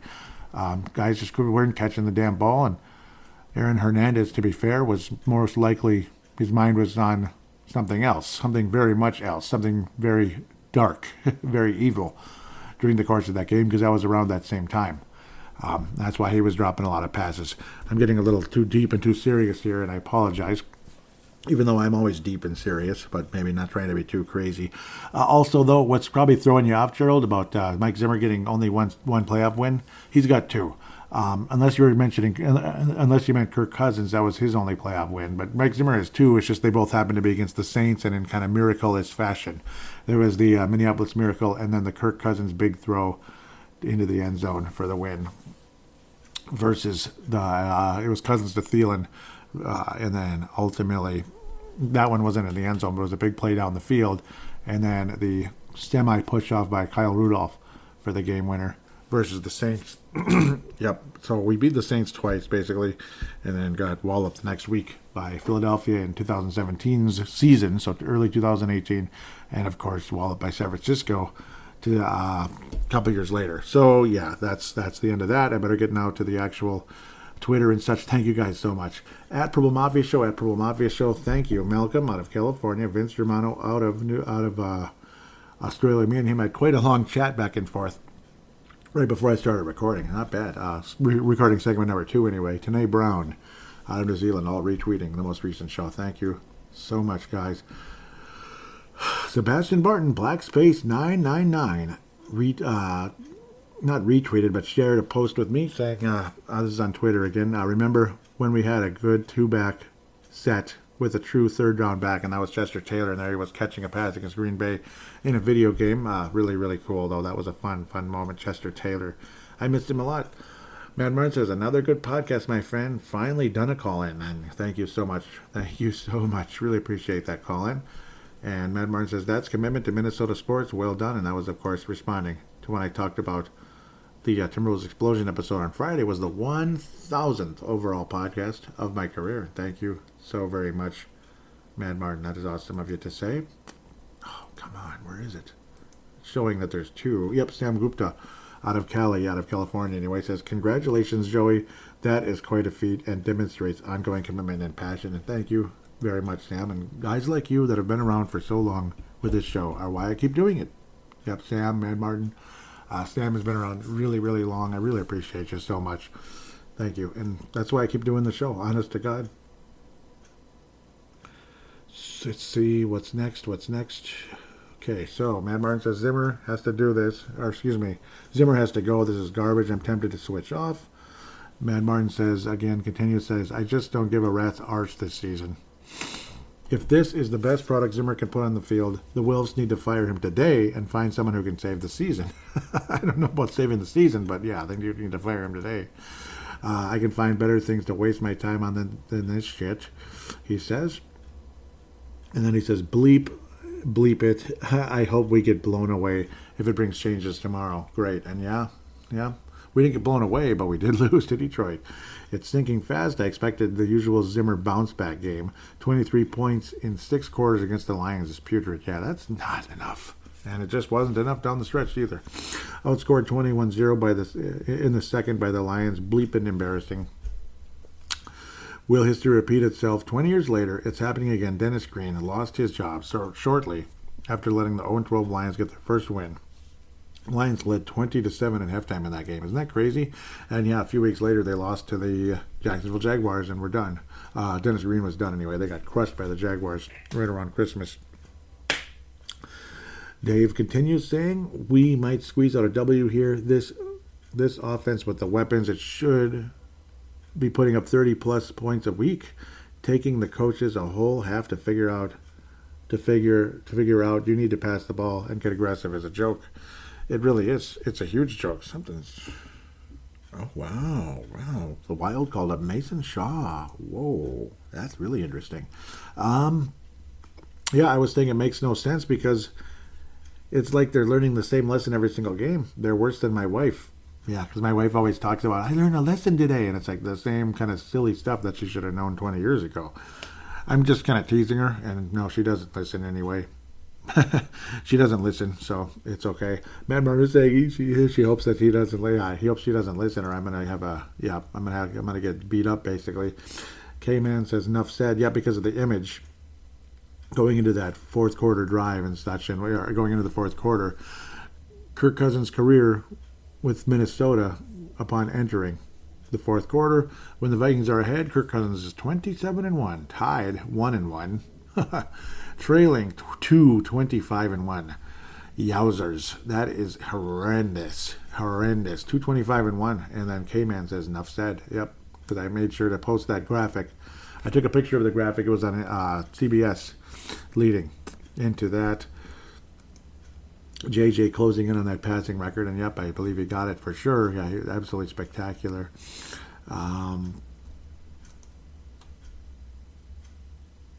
And it's like, yeah, and it's like just the way things are going. It's like it made me even like not even think about what JJ was doing out there. He had a huge game today. It was 182 yards, right? So absolutely amazing day, but it doesn't feel like it, you know. Today Brown says absolutely pathetic. Yeah, that was those plays down the stretch where the Vikings ended up punting the ball away. When, my God, I mean, it looked like there was something there, and they ended up just crapping the bed, man. It was so frustrating, and that was what I was talking about in the first segment. What a garbage series of plays, says Mad Martin. Vince Romano says, hold my beer while I present you. Kevin Krepstensky. Yep. Kevin Stefanski, and he calls him Krepstensky. I said, way to go for the throw, check down pass. That gets us minus 2 yards, 3rd and 22, and another check down. I'm done. This coaching staff is not qualified to run an offense in the NFL. And then that's when Vince said, hold my beer while I present you Kevin Krepstensky. Yep, he's not a big fan of Kevin Stefanski at all, head coach of the Cleveland Browns. Mad Martin says, getting mad here again. And I was saying it was like raising the white flag. And then Mad Martin says, totally, any decent team would have destroyed us today. And yeah, I think so too. Perk play. Eric Perkins liked when I said, let's see, what did Eric Perkins say that I replied to? Okay, yep. Eric Perkins says that was a piss poor punt. And I said the offense was too. That was right around that same exact time. That same little series of garbage there. I was saying to Tanae that drove me insane and wanted to break my TV set. Mad Martin wraps up the Twitter section saying they deserved the win. They deserve the win. That first half was disgusting. Fire Zimmer now. I'm guessing he's saying they deserve to lose. Yep. Yeah, it was so bad. Yeah, fire Zimmer now, and I agree. So let's get to the Facebook page. Facebook.com/Purple Mafia Show. Facebook.com/Purple Mafia Show. Again, I'm trying not to talk too loud because, I don't know, something funny going on upstairs sometimes. I was saying history repeats itself. I'm bouncing around on what I want to call this episode. It'll come back in a moment. Yep, they're talking about Delvin Cook, according to Adam Scheffler, with a dislocated shoulder. He's probably not gonna play, and blah blah blah. Mark Rollins says, well, Paladino Joey, just as you estimated in the last episode about, yep, I was guessing it was a separated shoulder, and I guess I was right. Sean Hegstrom says, get AP. Yep, so we'll see there. Of course, Seattle ended up getting AP, and I didn't even look at what he did today. I apologize. I'm going to go to that real quick. I had my mind set on doing that, and then I didn't do it. Let's check out Adrian Peterson, how he did today for Seattle. And I was going to talk about that. Okay, that's why. He rushed the ball 11 times for 16 yards, but he got in the end zone. Adrian Peterson got in the end zone versus the 49ers. That's impressive. Very impressive. I talked about the 1,000th show, and then I got some responses here. So this is where I can kind of reflect a little bit again on how Purple Mafia started. I'll say that really fast here. Basically, so I started Paladinolive on video on YouTube in 2007, August into September 2007. Well, first in August, I did little YouTube videos of my cat, like a couple seconds from my old cell phone in 2007. Think about it. They were only 15 seconds long. Just a cute little Chloe back in the day. She was still hanging on there at the end of her life, unfortunately, way back in 2007. A cat that was born in 1990, by the way. Yeah, that's how old that cat is now, and how old she was then at the time already. So that's an ancient cat on YouTube. And that was when YouTube was, she was still living at the time, so pretty cool. So that's just connecting the dates. It's like amazing how far back that goes. Back to like when Turtles the movie just came out. That's way back in the day, and the Nintendo Entertainment System was still the main video game system on the market. Isn't that crazy? That's how far back we're talking, folks. So yeah, I decided one day, what the hell? I'm going to review the Vikings game against Atlanta. And yeah, I actually talked about that earlier with Adrian Peterson and such, and that was his first game. And then it gained a little bit of popularity. It actually did fairly well. Some people were haters, and they hated me, and they started calling me all kinds of inappropriate stuff. Some people would call it offensive. I call it inappropriate. Not cool. But it is what it is. You just move forward. And then a guy that I thought was a friend named Busbrain was his show name. He ended up being a jerk later on. He was the Kansas City Chiefs host. He was a nice guy, I thought, and then he ended up being a jerk later on, unfortunately. But I won't say his name anymore. He introduced me to Dylan Richardson, who did the sportstuff.com, and then I kind of put it off for a little while, and eventually said, yeah, let's do this, about like I should do a podcast instead of, I could keep doing video if I want to, but should do a podcast. And then I finally realized, yeah, that's more freedom, actually. Videos take forever to do, and you could spend like hours and hours making a 4-minute video, and you don't really say a whole lot in 4 minutes. Where a podcast, you can kind of go a bit. You don't want to babble too much and make it really boring. But there's just more freedom, more room to roam, so to speak, and it doesn't take as long to edit either, unless you're stuttering every other word or coughing every 10 seconds or whatever the heck it is. Doesn't take long to produce. You don't have to do this, you don't have to do that, and as long as you're quick about timing stuff and all that, it's not difficult to edit and produce. So it's like I finally decided to do it and put up Paladinolive in January 28th, 2008. I started the first episode of Paladinolive, and then I talked about the Vikings, the Wild, and the Timberwolves. I didn't do the Twins because there was a Twins podcaster on there, and he was not a nice guy, which is disappointing. Like, everybody from Minnesota is mean for some reason, it seems like. Sometimes. I shouldn't say that, but everybody I've met in the podcasting or media world has not been that nice. At least generally speaking. Yeah, they're not really inviting, and I don't understand it, Minnesotans. I don't understand it out there. I don't. Why can't we get along a little bit? Minnesota nice? Sometimes it's not real. Sometimes it really isn't. I think it's Iowa nice. Northern Scotland nice. Australia nice. I think that's more of a better, more accurate description. So what else was I getting into? Yep, it didn't catch on all that great. Any shows, though, that had the Vikings in it seemed to do way better, especially when the Vikings signed Bernard Berrien at the time back in 2008. And I was like, that did kind of well. And then it's like, wait a minute. But it just wasn't getting past a certain plateau. It wasn't getting anywhere. It was like barely in the triple digits. It wasn't, in numbers, just not doing that good. And then it's like, okay, I got an idea. I'll just do a Minnesota Vikings show. I'll keep Paladinolive with the Wild and the Wolves and all that. And I'll start a Vikings show called Purple Mafia in April 2008. And then right away it did better, immediately. And I was like, oh, well, I guess that was easy. So then later in the summer, in August 2008, I completely killed Paladinolive. I had added the Twins because that other podcaster had stopped, but it was just, I wasn't good at doing the Twins. I don't understand baseball as much as, I understand the game. I love the game. I don't understand a lot of the analytics of it and the pitching and all that to be a good baseball podcaster, in my opinion. So I completely killed that. And then I killed Paladinolive completely, retired it, not killed it, retired it. and split it into Timberwolves Explosion and Brave the Wild. Timberwolves Explosion and Brave the Wild, which still exists to this day, all these years later. And yeah, there you go. The best Purple Mafia episode, in my opinion, was I think it was episode 58. I think that's the same number, which so happens to be episode 58 of Timberwolves Explosion was also the best episode. That one was after the Vikings lost to the New Orleans Saints in the NFC title game. I think that was my greatest work on this show to date. Heartbreaking game, but my emotions really came out that day. No notes whatsoever. Absolutely zero. Because I was so emotional, I had everything there in my head. And a lot of my shows actually are that way, to be quite honest. That's a secret, now that I'm sharing it with you. A lot of my shows are that way, to be honest. But that's how Pro Mafia started, and now you combine all the different podcasts over the years, and it's up to 1,001 now with this episode. Okay, I went over that for a second there just to give you a little brief history lesson of what happened. Sorry if that was too long. Hopefully not. Mike Dale out of New York State, or upstate New York as they like to call it. He says, congrats, Joey. We appreciate all the hard work you put into this great podcast. I'm sure there are Sundays where you wake up and simply don't have the time or energy or want to decide to dedicate your entire day to watching the game, analyzing, and then formulating a plan on how to cram all the talking points into a podcast.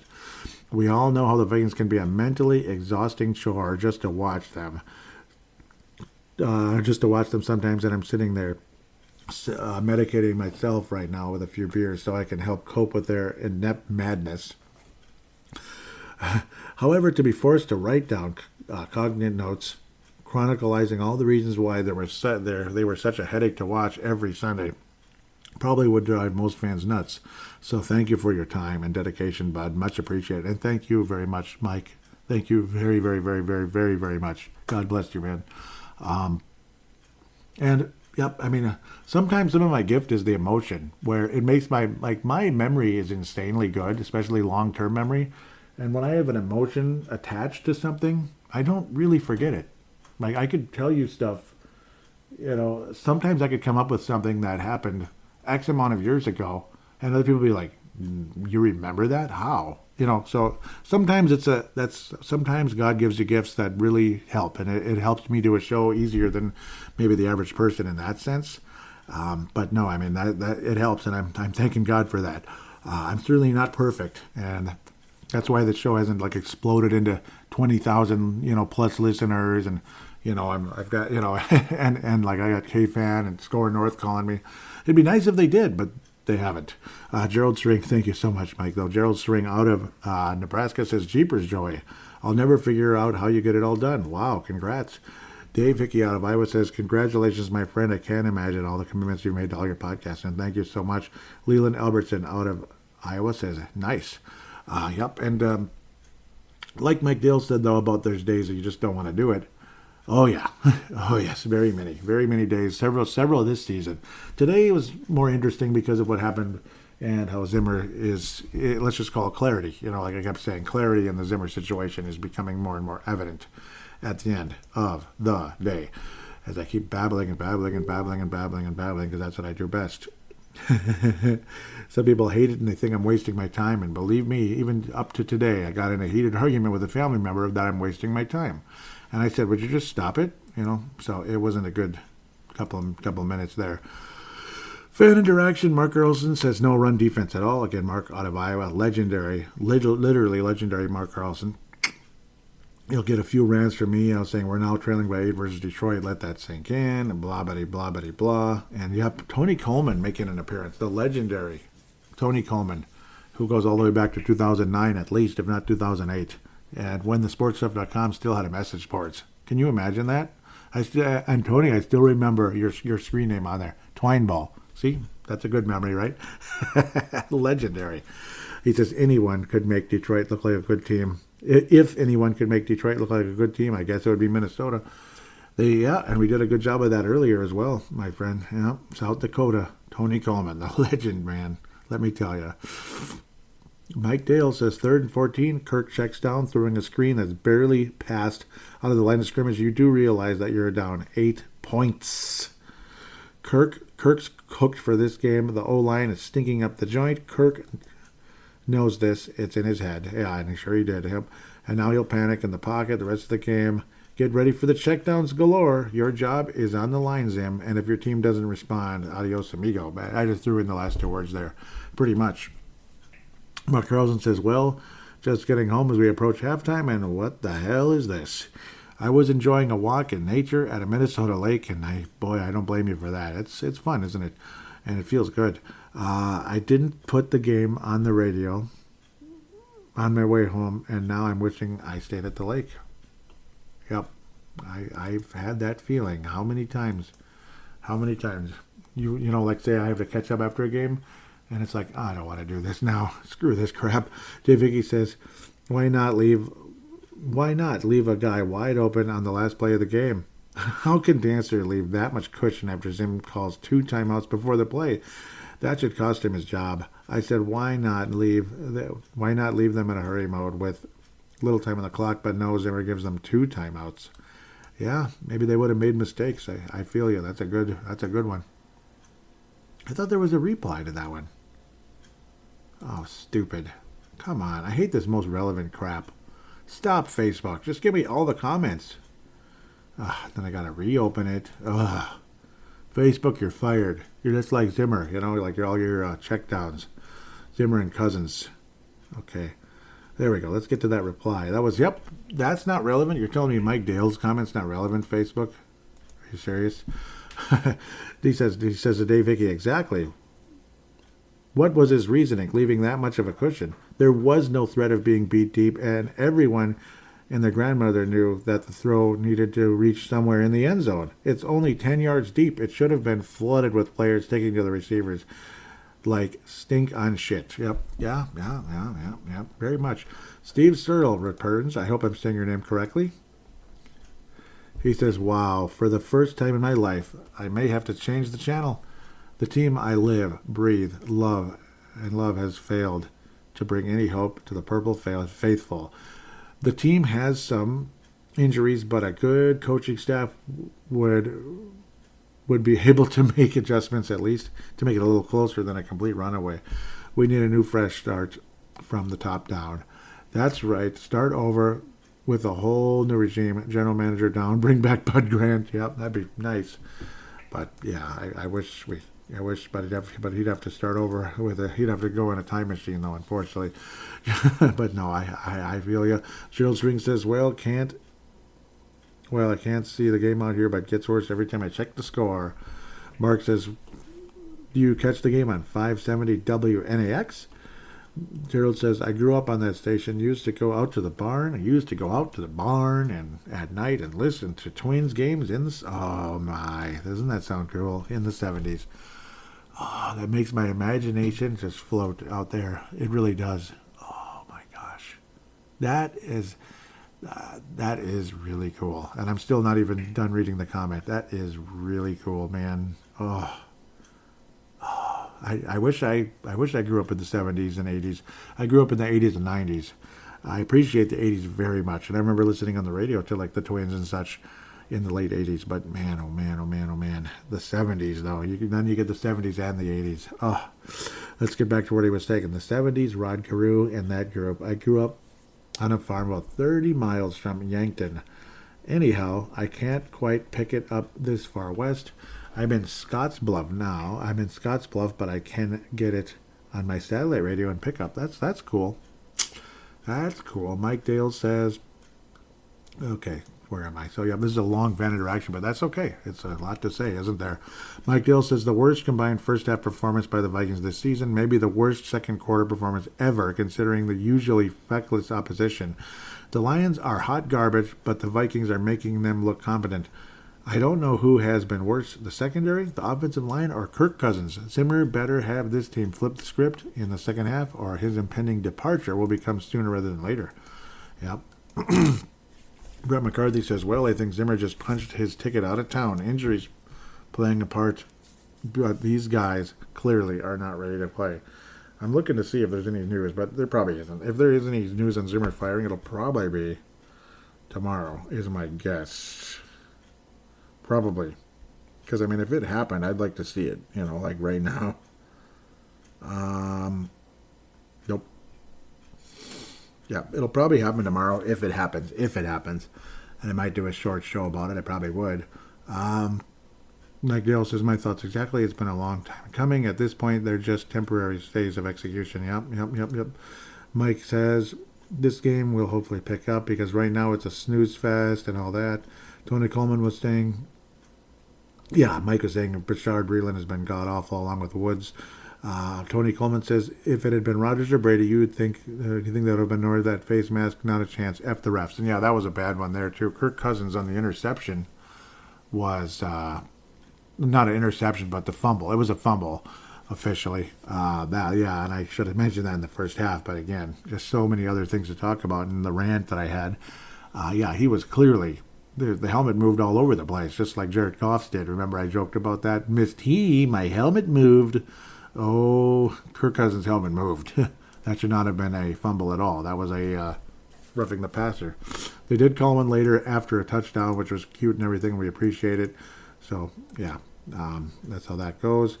Dave Hickey said, what a joke, being beat by a winless team and pretty much dominated by them. If these SOBs don't get a touchdown here, I'm going to freak. Brett McCarthy was saying this is god-awful. No words to describe this. I think the Lions get their first win, and they sure did. Steve Searle says, yep, it's officially fire them all.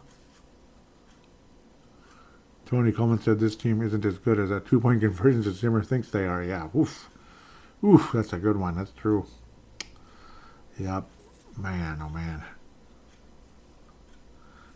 Brett McCarthy was saying he'd love to hear that halftime speech. Oh, yeah, my gosh.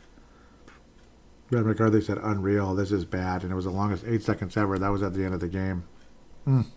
Josh Mayer Henry makes an appearance. Welcome back. It's been eons. Well, he'll come, kind of comes and goes now, and Justin Mayer Henry never came back. I don't know what happened to him. Leland was saying maybe we can get a touchdown. McCarthy says, fire Zimmer and Kubiak. Brett McCarthy says, going for 2 up the middle, and they expecting that. Come on, man. Yeah, that just kept happening, didn't it? Let's get to Josh, though. He said, Josh Mayer Henry says, I don't understand why they were not putting pressure on Goff on that pass drive. Heads need to roll. Yeah, the whole game, that was a huge issue. There was no pass rush at all. Just nothing. And it didn't seem like they were even focused on it either. Let's get to the post-game stuff and keep it moving onward here.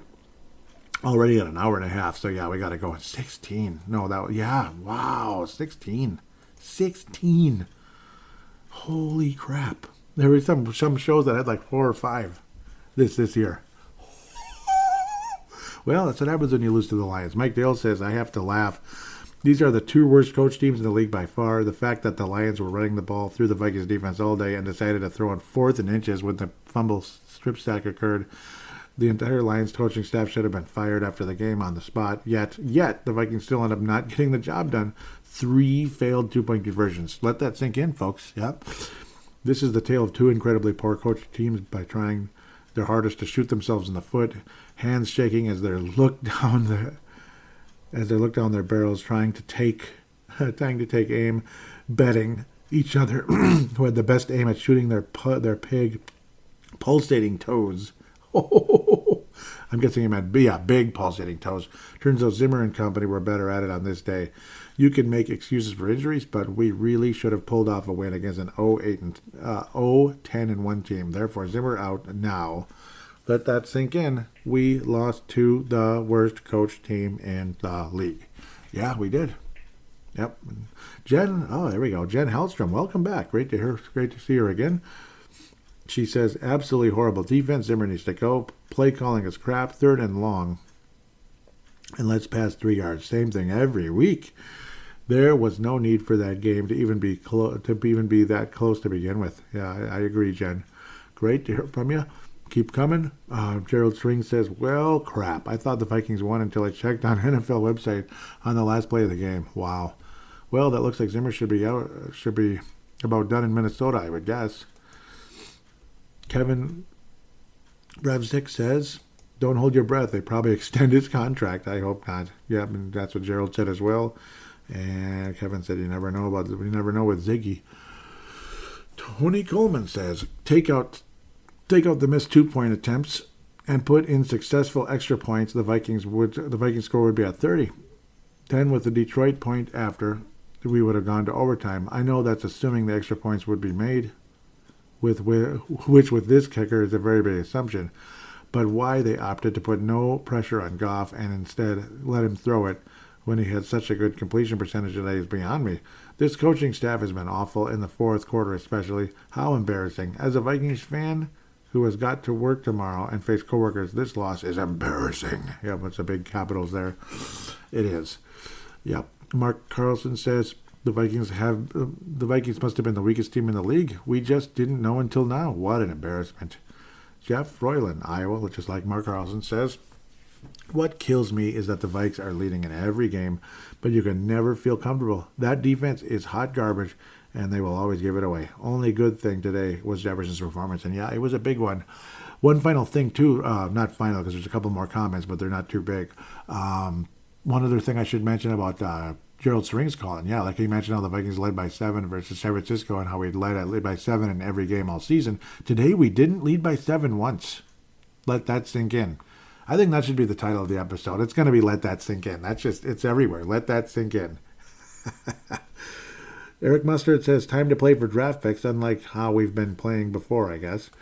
Gerald String says, Eric Mustard, South Dakota, that is. Gerald String says, too bad this wasn't on Thanksgiving in front of national TV so we could have sucked even more, shaking my head. And yeah, it could have been because Detroit, Thanksgiving.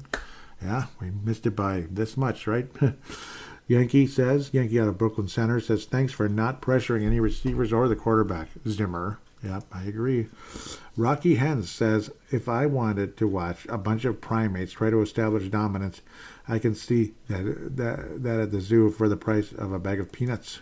Amen? Where's Rocky from? Towson University. Cool. Oh, yeah, I've seen him before, once or twice. Cool profile picture there. Tony Coleman says, I give up. Eric Mustard says, but enough from Coach Zimmer. How do you feel? Good way to end things there. Awesome, guys. Thank you so much for the support over all these years and all the shows. 358 here, 1,000 overall, because I know some of you listen to multiple podcasts like Timberwolves Explosion, Brave the Wild, maybe Showtime and T-Wolves. I didn't even mention that one. That was the other one, Showtime and T-Wolves, me and Vince Germano. It was a Timberwolves and Lakers show over Australia. Minnesota and Australia, kind of like, so the timing was tough, but we had a lot of fun doing that. And schedules got in the way. It's still pending out there. Maybe one day we'll bring it back again. And it would be in the same feed and everything. It'd just be a hiatus of astronomical proportions, considering it is an international podcast, which is not common. You don't usually have an international podcast, but just maybe certain episodes. But an actual podcast itself, not easy to do. Because of the timing, it's a completely different world. In Southern Hemisphere and Eastern Hemisphere versus Northwestern, it's a big difference, in the timing. As Vince Romano would say, greetings from the future, because it is the future over there, right? In a lot of ways. Gold star for this episode. Gold star for this episode. Not easy to do, but then again, in some ways it is. Guess what? Mad Martin's back in the gold star category. Gold star for Mad Martin. Yep. Silver star, gold-plated silver star for Mike Dale. And Mike Dale, Gerald String, definitely going to be bringing those in. And I want to give one more gold star, if you don't mind. I'm going to give a gold star also to Mike Dale. So Mike Dale will get that one. Gerald String and Tony Coleman share the silver. Again, it's a season of giving, right? Bronze stars to... Where was he? Oh, man. I think he might have been... Yeah, I have to probably go back to the other one. I want to make sure I give it to the right people here. Doggone it. I had it open. Yeah, all comments. So, Dave Vicky for sure, and where was the other guy? Where did he go? I had him on there, and now I don't know where he went.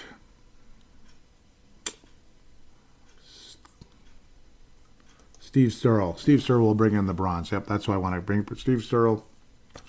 We'll share the bronze as well. So with that said... With that said, hoping the Minnesota Vikings, I don't know. It's not about hoping they're going to win necessarily, because what good is it going to do at this point? It's hoping the Minnesota Vikings make the right decisions for the future of this franchise. I want to win a Super Bowl. I don't want to make the playoffs and lose in the first round. I don't want to miss the playoffs by a game or so and say, what a great effort. At least we came back. At least we're still 500. At least we're not 3-14. At least we're not the Lions. I don't want to talk like that. I don't want to talk like that. That's stupid. At least we're not the Lions or the Jaguars. Yeah, well, yeah, but what difference does it make if you're not winning in the playoffs? It's not any fun screwing around in the middle either. It's not. It's like imagining a ton of girls, but none of them want to date you. A ton of beautiful girls, but none of them want to date you. Or you're a guy who doesn't know any girls and whatever. That'd be like Jacksonville, Detroit. The Vikings are the guy that has a ton of female friends, but none of them want you. You're always in the friend zone. That sucks. What if you were the Patriots and you meet the most beautiful girl ever, and it's like, that's like and you're like at the top of the world and blah, blah, blah. That's how it's supposed to be. Right? That's kind of what the Vikings are. We're in the friend zone. Do you want to be in the friend zone? Or maybe a girl will tease you for like a couple weeks or a couple months or something and then dumps you. That's what it's like losing in the first round. Or you get really far along and then they're seeing someone else. That's the Philadelphia Eagles right there. Or actually the New Orleans Saints game in 2009. That's a good analogy at the end of the day.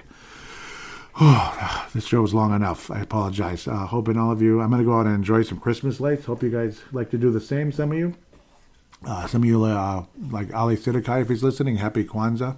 Happy Hanukkah to any out there that may be that may be Jewish. Merry Christmas to all of us that celebrate it. I absolutely love Christmas very much. I love Christmas lights. I'm going to go look at them right after the show is uploaded. Can't wait to do that. Let that sink in. Well, we'll see what happens. There will be a show Sunday, not Thursday, but Sunday. I'll try to get that together and do the best I can for Purple Mafia yet again. That would be like the 1,004th episode, I do believe. Until next time, take care, everybody, and God bless.